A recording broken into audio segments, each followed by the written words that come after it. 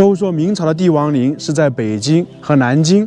刚刚我们航拍看到的画面，气势雄伟啊，非常壮观。这里呢，也是一座帝王陵。大家好，我是邱斌，我现在湖北钟祥。正常来讲的话，湖北是没有帝王陵的，那么这里为什么会存在呢？今天就来这里探索一下，看看这座明显陵的故事。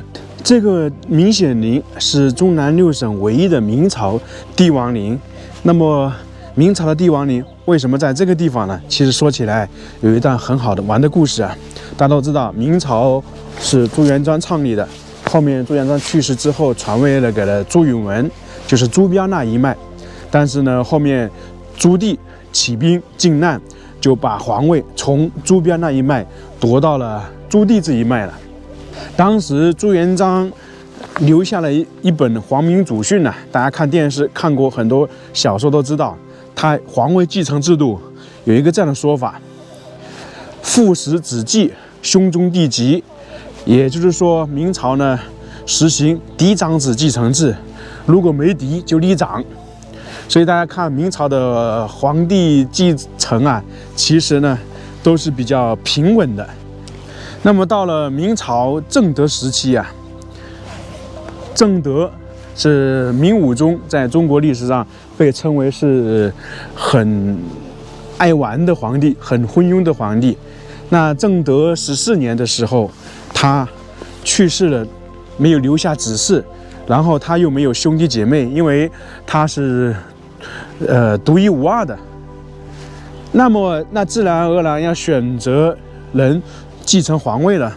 他既没有子嗣，又没有亲兄弟，那只能从堂兄弟这一里面找了。最终呢，就找了钟祥的一个信献王来继位皇帝，就是大名鼎鼎的嘉靖皇帝朱厚熜。所以说这个是不是很有意思啊？他本来就是一个混吃等死的藩王，结果呢，没想到皇位竟然砸到他头上了。那么他当皇帝当了40多年，他孙子呢当了47年，也就是说明朝总共是不到300年，他们两个差不多占了1/3了。所以说想一想是不是很有意思啊？另外一点呢，嘉靖皇帝和他孙子万历皇帝都是创造了前无古人后无来者的记录啊，20多年不上朝，然后掌握权力。那么这个地方跟朱厚熜有什么关系呢？说的简单一点呢，这座明显陵帝王陵就是朱厚熜为他父亲修建的一座陵墓。因为朱厚熜继承帝位的时候，他父亲已经去世了。那么朱厚熜继承皇位之后，肯定要给他父亲提高身份嘛，就像武则天一样的。他登上皇位之后，把他母亲的陵墓啊提升到皇帝级别，就是唐顺陵啊，规格都非常高，并且当时唐顺陵的规格啊，规模比李渊还大。那么这里呢也是一样的。说到这里，还有一个故事，就是这座帝王陵呢，同时也是一个大礼仪的产物。我们知道正德时候，那个当时大臣杨廷和他们呢要选择皇帝嘛，那么他们选择朱厚熜，因为年纪轻一点的，他觉得这个小孩容易掌控。因为大家都知道明朝的那个文臣啊，他们感觉啊，皇帝就是在深宫，朝廷大事由我们大臣来处理就行了。那么他们就选择了朱厚熜来继承皇位。那结果第一件事呢，到了北京，他们想让朱厚熜进入北京城，就是紫禁城继位啊，要走偏门。那么朱厚熜就不干，他说：“我是来继承皇位的，我凭什么走偏门？那就是不进去。”那后来杨廷和跟当时的那个太后啊，就妥协了。第一步，朱厚熜胜利了，就嘉靖皇帝赢了。嘉靖皇帝继位之后，那么给上一辈的人，那我们说的要尊称啊。打个比方说，一般都知道新皇帝继位要尊称太后啊、太妃，然后宣布新的皇后等等。那朱厚熜也是一样的。那当时呢，大臣就想啊，你朱厚熜是要过继给那个正德皇帝的父亲的，就朱佑樘，就是说你要称呼你原来的伯父为皇后，你原来的父亲为房伯，就是反过来了嘛，相当于过继。那朱厚熜当然不干了，他就说道：“我是来继承皇位的，我不是说来过继的，是你们选择我来当皇帝的。那既然这样的话，我凭什么我一当皇帝，我父亲没了，而伯父成为了父亲，所以他就不干。那结果呢，这个事情呢，就皇帝跟大臣博弈了很多年。其实说的简单一点，就是皇权和大臣那个博弈嘛。那结果当时出现了一个官员呢，叫张冲，他就跟皇帝说啊，就相当于打破了这个局面。他说这是你的家事，不用管的，大概是这个意思。最终呢，这个大礼仪事件，嘉靖皇帝胜利了，那杨廷和致仕，就杨廷和下台了。那个时候就开始帝陵了，就身份确定了，就开始修建这个帝陵。所以说，它这个帝陵就是这么诞生的。大家猜一猜，这个帝陵总共有多大？占地面积呢是2000多亩。当时管理这个帝陵的工作人员啊，大概是1500个多人，并且呢，修建了差不多40年的时间，所以能够看到这么气势宏伟的建筑也不奇怪了。从空中的画面看到这个典型的明代建筑，大红门、临恩殿、方城、明楼等等。所以说能够修建了40年，也证明这个帝陵啊确实非常庞大。我们现在前方看到了这个就是一个比较宏伟的建筑，它叫做大红门，也是叫新红门，黄色的琉璃瓦。这个是古代皇帝必备的。下面2根柱子是什么呢？就是下马碑，文官下将，武将下马。这个在很多地方，特别是孔庙、陵墓前都有。我们现在看起来中间门是开的哈，其实在古代那个时候，这个门也是守法的。中间这个神门就是皇帝的棺椁啊，从这里进去。那左右两边呢，一个是神门。一个是城门，一个是军门，就是皇帝和大臣是分开走的。我们已经现在进来了，这里有一个弯弯曲曲的道路。那鹅卵石、条形石，这里是什么意思呢？相当于是龙陵神道。给大家解释一下，看过电影或者电视都知道，皇帝代表龙嘛，那龙它活动的时候是弯弯曲曲的，在空中飞翔，不是笔直的。所以说，在这里呢，同样这条神道呢，代表是活龙，因为如果是笔直的嘛，就代表死龙，所以这个大家要了解一下。两边是龙鳞，中间呢是龙脊。那么前方还有建筑呢，就是那个我们说的大红门，那个桥那里就开始了正式的陵墓的中轴线。从这里开始呢，就是沿着中轴线，你看看大红门、神道碑，还有那个临恩门、临恩殿、内明堂，还有方城明楼，就是相当于地宫嘛。它这个陵墓非常特殊，有2个地宫，所以这里就开始正式的中轴线的走法了。那这些石拱桥上面看起来雕刻狮子等等，很壮观嘛。经过了几百年还这么完好。那这里的狮子呢，都抱着一只小狮子，因为嘉靖皇帝是非常孝顺的。包括里面呢，还有一个丹壁石，都体现了他孝顺。他这个地方要了解一下，他本身就提前已经修了陵墓，就是当时是叫做藩王墓，只不过是后来朱厚熜当上皇帝之后，给他的父亲，我们说提高规格，变成了陵墓。所以说走到这个帝陵里面呢，给人的感觉就是大，气势雄伟，与众不同，独一无二。因为很多规制啊、形制在其他帝王陵是看不到的。比较典型的2个地宫，一个帝陵里面，内王明堂就是2个祠堂一样的，新旧红门也是2个，所以说与众不同嘛。并且呢，这里面呢还有代表2条龙，一条水龙，一条汉龙，所以说这个陵墓啊被称为世界遗产，不为过啊，太与众不同，太独特了。这个陵墓还有一个与众不同的，就是它的排水系统，整个这一条河流叫九曲玉河，贯穿了整个陵墓，从这个外面一直到里面的地宫，一直都连接起来了。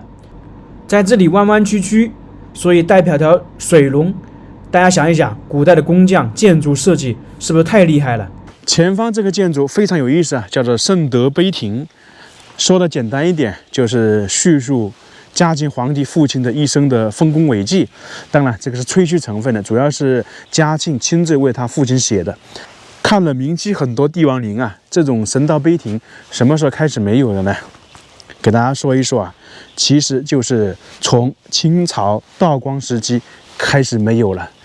在清朝有这样一种说法，你丢失了领土是不能树这个的，所以说那个时候就没有了。因为大家知道，从清朝道光年间鸦片战争之后，我们说的割让领土等等，所以就没有了。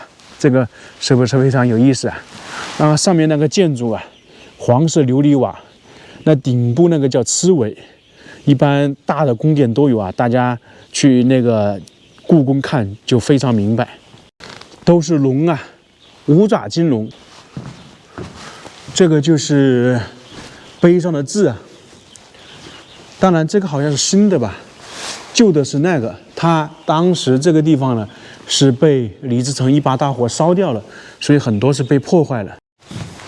大家看看，笔直的，远方一直都有建筑啊。前面呢还有十望柱，有神兽。修建了40年，任何一个东西啊，我们说的修建了几十年，那不豪华都不可能了。特别是陵墓，我身后这边呢，就是整个比较重要的一部分，石像生、十望柱。那这个石像生，明清的都比较小，最宏伟的可能就是唐朝帝王陵，那些石像生真的漂亮，像武则天的乾陵，还有乔陵。都是不得了的石像啊，被称为中国古代石刻石像的巅峰，就是乔陵，那个是武则天儿子李旦的陵墓。那么这里呢，我们就来看看，像这些石像生，它是在修建帝王陵开始后期修建的。那这些石像生呢，总共大概是12对，有狮子1对，谢豸1对。骆驼1对，大象1对，麒麟2对，马2对，武2对，文2对，就是文臣武将啊。它基本是整块石雕建成的，是国内比较少见的大型石雕群。为什么会说少见？其实说的简单一点，这么大规模的石像生只能在帝王陵前面才能看得到。明朝石像生比较有名的，我们知道13陵有，还有明孝陵也有。还有朱元璋父亲的是在凤阳也有，还有中原定陵。骆驼和大象在明孝陵有，但是呢，明孝陵比这个大得多得多啊。那大象在明孝陵代表着是说江山稳固，因为它腿比较大嘛，这个非常有意思啊。然后这里全部是跪坐的，这些明朝的石像生是不是非常好看？这个衣服啊，感觉比清朝的好看多了，大家觉得如此吧？这个是武将的。现在我们看到了这个地方比较重要。我们一开始说了，陵墓它分为外层、内层还有皇层。那这个门呢是叫做陵心门，也叫龙凤门，还有一个名字叫天门。就是说啊，皇帝死后的灵魂要回归，那回归我们说的天，那就是从这里进去了。所以呢，这里呢相当于就是一个分界线一样的，它是3门6柱4壁。最上面呢，看到没有，2个柱子上面都有一种动物，叫做望天猴。然后上面呢还有个火焰宝珠。这个望天猴起到什么作用呢？守卫陵墓，相当于说打个比方说，进藏神话宫中，在这里呢阻挡了妖魔鬼怪一样的。所以它这个也是说法的，看起来是不是非常豪华呀？那么这里呢，相当于进入到核心基界了。马上过去一点呢，就是临恩殿、临恩门，前方又是石拱桥，石拱桥下面就是那条水龙。我们现在走的呢，就是汉龙。前方这里呢，又是弯弯曲曲的神道。我们正常来说，这里是笔直的嘛，然后在这个地方转了一个弯，同样的道理，就跟刚才最外面说的龙形神道一样的，它的皇帝的地宫就在那里。那么你如果说神道是笔直的，那是不是就像一把宝剑啊，一个箭射到皇帝那里去了，是不允许的？那么就必然而然要使用弯曲的。我们眼前这里一个非常独特的东西啊，在故宫很多宫殿，还有呢很多陵墓啊，都有这个东西。一般人都不知道，因为不会仔细看。这样看起来有点像一个含苞待放的荷花，但是上面呢有很多线，这样弯曲的，总共是有24条线的。大家知道中国古代24代表什么？节气，24个节气。所以呢，这个呢就代表24个节气，大家了解一下，要不然别人问到不知道。所以这个陵墓呢，其实有很多东西啊，值得我们去探究、去深究、去了解。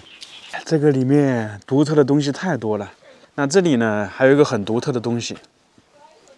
看看这个建筑，两种身份呢，又是龙头，另外这个是像什么？是像狮子还是像什么？所以说两种动物结合起来的，是不是与众不同？那这些基本都是一整块石头单独雕刻而完成的，太美了。现在继续往前面走，那前面呢，这里呢就有一个祠堂，叫做内明堂。内明堂后面就是临恩门、临恩殿、方筹明楼和地宫。其中呢，临恩殿、临恩门已经被毁了，那包括上面看到那个建筑呢，属于方城明楼，上面的建筑也是后期重新修建的。这个地方非常漂亮啊！前方这里看到有围墙围起来的，相当于就是整个陵墓的核心建筑。我们经常说皇帝居住是在紫禁城的深处，那么这里呢，其实也是一样的道理。不过非常可惜啊，被李自成一把大火烧掉了。其实李自成毁掉的东西啊，不光这一个，有点可惜。